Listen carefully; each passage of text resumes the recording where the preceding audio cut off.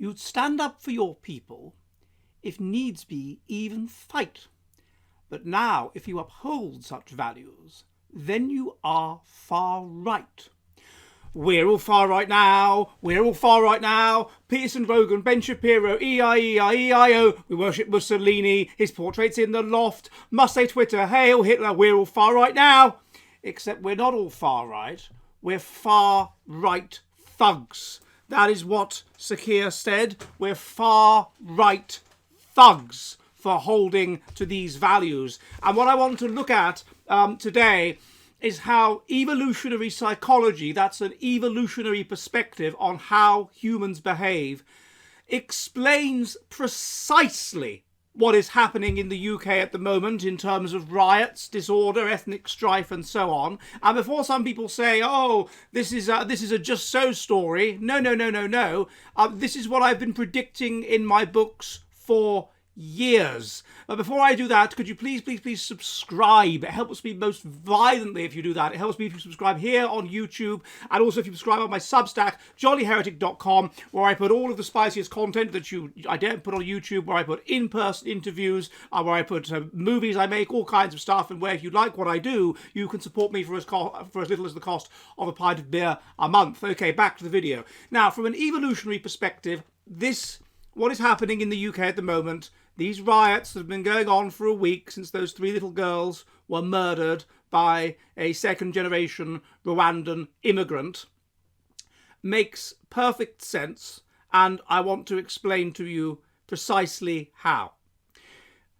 First of all, if you look at the book by Tatu Van Hanem, which is called Ethnic Conflicts, then he draws upon a huge amount of data to show that the correlation between ethnic diversity and ethnic conflict in a society is 0.66. This is very substantial, and it makes sense because studies have indicated that if you show people photographs of strangers who are foreigners and strangers who are of their own ethnic group, then when you show them the strangers of foreigners, it activates the amygdala. That's our flight, fright, and fright response, the most primitive part of the brain, because we are evolved to see, whether we like it or not, to see such people as a danger to our in-group and to react. And therefore, such a society puts us under low-level stress all of the time. It also makes a great deal of sense that we would cooperate with our in-group over our out-group, and that we would see the out-group as a danger and the in-group as friends, because it is a matter of indirectly passing on your genes. A random English person, 2 random English people, are more related to each other than a random English person and a random Dane. If you look at research by Frank Salter in his book On Genetic Interests, he shows that if you take 2 random English people, if the world is divided just between the English and the Danes, then 2 random English people in relation to Danes are 7th cousins, i.e. they have a common ancestor in maybe 1600, something like that. Now, what this means in realistic terms is if an English person stops 60 Danes from replacing 60 English people, then that is the equivalent of him gaining a child. So it makes sense for you to lay down your life in certain circumstances for your society. He is saving a child. That is the genetic equivalent of saving 50% of his own genetic interests if he stops 60 Danes from displacing 60 English. The more genetically distant the people are, the fewer people need to be replaced. So, for example, 2 random English people in relation to Japanese people are not 7th cousins; they are 1st cousins. And he needs to stop a mere 4 Japanese people from replacing 4 English people to avoid losing the equivalent of 1 child. So this is showing you the genetic interests and how they work at a group level, and why it is that we tend to disproportionately cooperate with people who are genetically similar to us, with an ethnic group really being little more than an extended genetic family. So therefore, we would expect there to be ethnic conflict if you put two ethnic groups together, and there is. Secondly, you find that trust collapses even among the natives, as Rob Putnam has shown in his paper E Pluribus Unum. And this is because the natives understand that among them there are Machiavellians who will cooperate with the outgroup, with the foreigners against them, in order to create a treasonous coalition and gain power over them. And they understand that, and therefore trust among the natives starts to collapse. And so it should, because a very interesting paper by Waytz, W-A-Y-T-Z et al., look it up, has shown, as I've discussed before, that the moral circle of left-wing people is different from that of right-wing people. For right-wing people, the world is a series of concentric circles around self, each at a greater genetic distance. You love your family more than your kin more than your class more than your ethnic group more than your race, and so on, and each of them more genetically distant from self. The moral circle of the leftist is not like that. No. He favours people that are more distant over his own. He favours a different class over his own. He favours a different ethnic group over his own, a different race over his own. And this allows him to engage in this kind of treason and to cooperate with foreigners to gain power over his own people. And not only that, but when a right-wing person feels insulted, he tends to turn on members of another ethnic group, i.e. the group in which he is competing, whereas a left-wing person turns on members of their own group. Now, what would we expect if, for whatever reason, people who were left-wing like this were able to attain power? Well, we would expect them to create a two-tier system in which they would favour foreigners, their coalition, the people that benefit them, over their own group.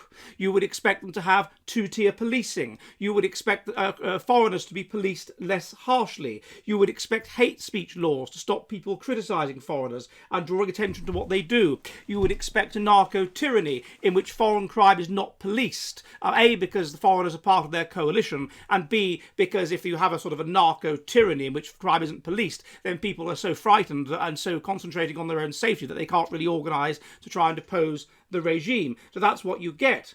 Now, you would also get them creating their own morality. And what would that system of morality be? It would be a system of morality based around those genetically distant from self. Those people would be presented as marginalised, in need of care. There'd be an inverted system of morality. And those people, in particular foreigners, would be expected to be worshipped and subject to special pleading, while anyone that criticised them who was native would be subject to the full force of the law.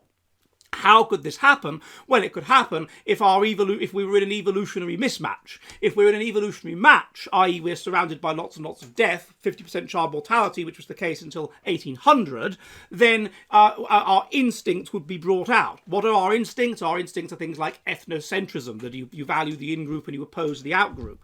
Now, these wouldn't be brought out, and this would allow this kind of way of thinking to come to the fore. There is indeed some evidence that intelligent people are less instinctive than less intelligent people, because intelligence is about solving cognitive problems, and you're better able to solve cognitive problems if you can rise above your instincts and think logically. It follows that people that are less intelligent need to be in a more adaptive roadmap of life, as it were. They need to be in an evolutionary match, or their instincts won't be brought out. Intelligence, though there are exceptions, is associated with socioeconomic status. So you would expect people of high socioeconomic status to be low in instinct, and therefore for their ethnocentric instincts to not be brought out, and therefore to be more likely to go along with anti-ethnocentric, non-instinctive behaviour, such as favouring foreigners over their own kind. Then this would become the more dominant position. Intelligent people would realise this, and they would force themselves to believe it, and before long you have a new morality, and that is the morality of whites being bad and of foreigners being good, and it spreads and spreads and spreads. And then anyone that questions that is a danger. Anyone suddenly, the reason if you're in power, why you're in power, is because you are the person that is the uber representative of this new morality. And your coalition, your power, your access to resources is propped up by you having a coalition of foreigners behind you. Anyone that tries to undermine this by questioning the rights and power of the foreigners or questioning the morality of the system is a danger to you. And what must you do? You must shut them up. You must shut them up. And therefore you call them far right thugs, and not only that, but you manipulate the news. They're far right thugs, but Muslims that misbehave are simply thugs, and on it goes, in the hope that eventually you can make them crack and make them stop and make them back down. But I wonder if with what has happened now with these little girls, these little white girls being murdered by a second-generation immigrant, which has then, it wasn't seemingly a Muslim, but it's then brought in all of these other resentments over Islam, over two-tier policing of foreigners, over everything else. It's sparked it all off. I wonder if this has crossed a line. And it seems to have in Belfast, because in Belfast we saw people united, Protestants and Catholics, after 400 years, united, joining arms, one with the tricolour of the Republic, one with the Red Hand of Ulster flag, in their march against these murders and in their march against illegal migration and so on. And that makes sense, because from an evolutionary perspective, Catholics and Protestants in Northern Ireland are far more genetically similar than are the immigrant communities in the UK. So you would expect them to be united over this. And what I suspect is this is going to die down. I mean, this is going to die down by the end of the summer, but it's going to come back. It's like a chronic disease, like an infection. It's going to come back, because remember, 0.66 relationship between ethnic diversity and ethnic conflict. We now have 4 members of parliament that are elected as Islamists. It's going to come back, and going to come back, and going to come back. And a kind of Northern Ireland will be the new future.